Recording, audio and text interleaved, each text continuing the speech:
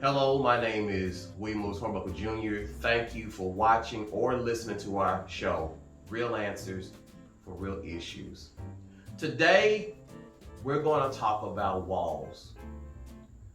Walls are funny because sometimes walls, the first purpose of walls being built is for protection. You know, when I think about people's lives and I think about when you say or you see people that have a bunch of walls, you can just kind of see it on them like, man, who are you? I see this wall, I see this wall, I see this wall, I see this wall. And they're there either because of hurt, because of pain, insecurity. We're protecting ourselves. And sometimes we build walls from things that is not real. As we have seen so many times lately, that people want to build walls. Walls, walls, walls.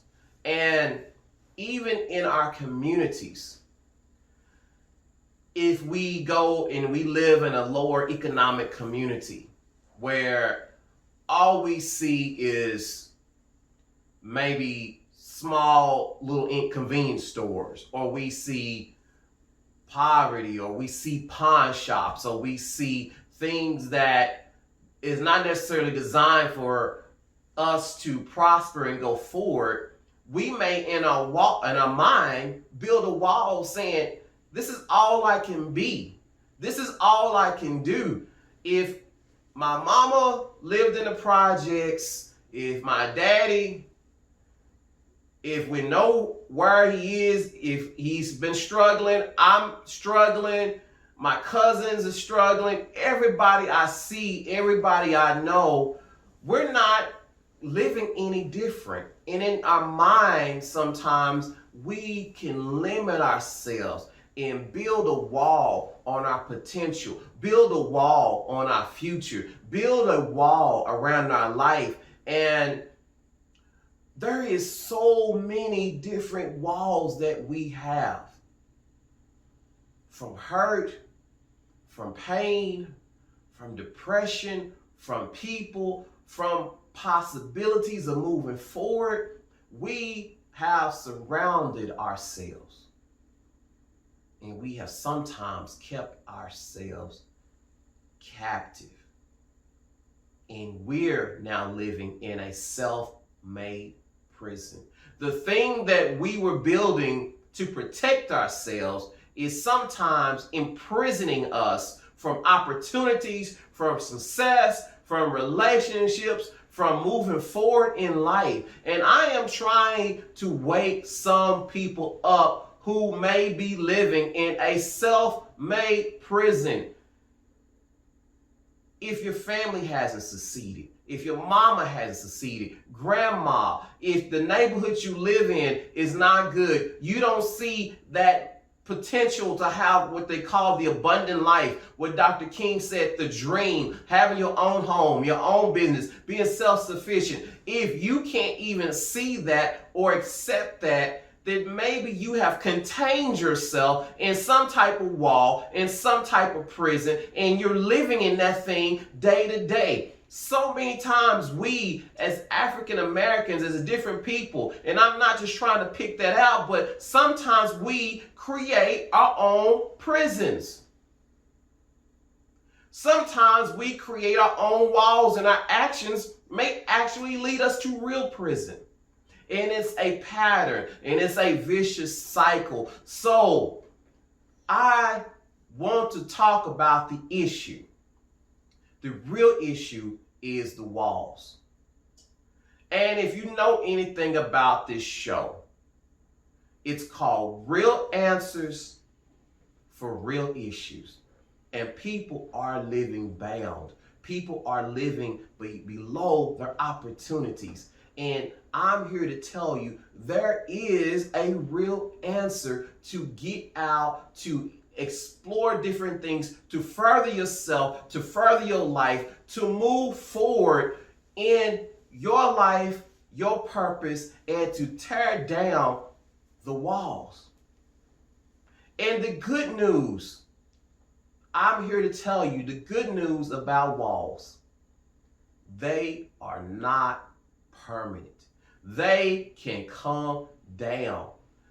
We know so many stories. The Great Wall, China, Berlin Wall, the walls that we build in our own lives, the Wall of Jericho, they all failed. They all came down because they are not permanent. They are a time and a seasonal thing. Your life, the way you are, your prosperity, the way you are wanting to move forward, if you're not, that can be a seasonal thing. They're not having a good relationship, not having the finances, not having the family, not having the love, not having the support, not being sure of yourself, not being sure of your future, being afraid, being fearful, all those walls that have encapsulated you can come down.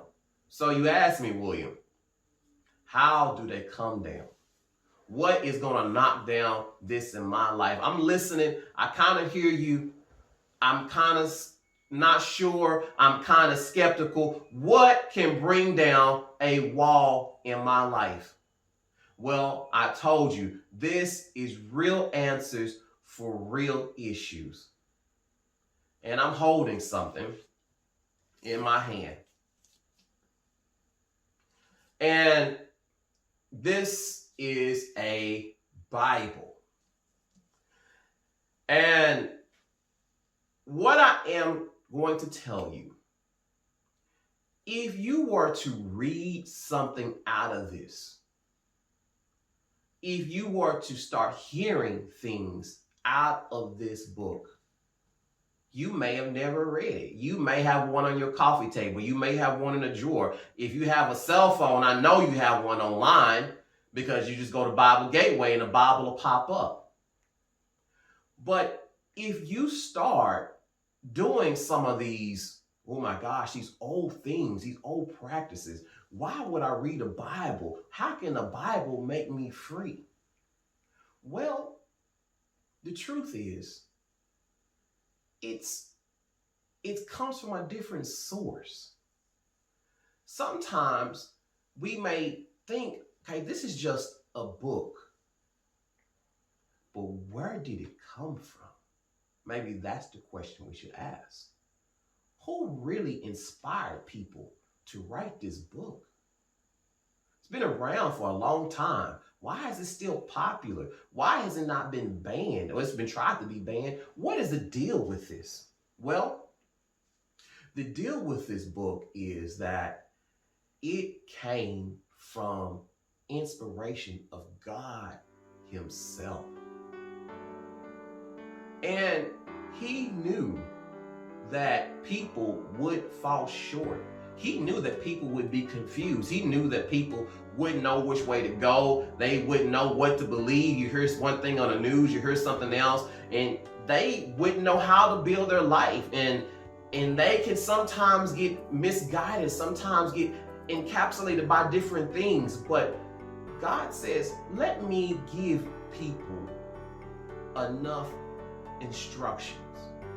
Let me give people enough encouragement. Let me give people somehow an imaginary sledgehammer to get out of walls, to get out of bondage, to get out of your life. And I am trying to tell you that this word, somehow it came from a different source, came from God. But God says it's alive. How is this alive? It's alive because when it gets inside of people, it changes them. It makes them better. It makes them disciplined. It makes them believe more. It makes them put down bad habits. It makes them take needles out of their arm. It makes them put down the drink. It makes them put down the cell phone. It makes them push back the computers. It makes them treat people right. It makes people talk right. It makes people do right. It makes people know that they were created for something more. They were created for something great, and it produces good fruit in lives, and it knocks down the walls. So, if you not necessarily want to be, if you know you got issues, have you really started picking up this book and reading it and finding out what it says about your life? Because I promise you, everything that you could possibly face, it's in here. And there is a real answer for your real issue. It's real answers for real issues. I'm William Lewis Hornbuckle. Thank you for listening. Please tune in again to our podcasts, our TV programs, our Roku, Amazon Fire channel, and get more answers to bring down the walls in your life. Goodbye.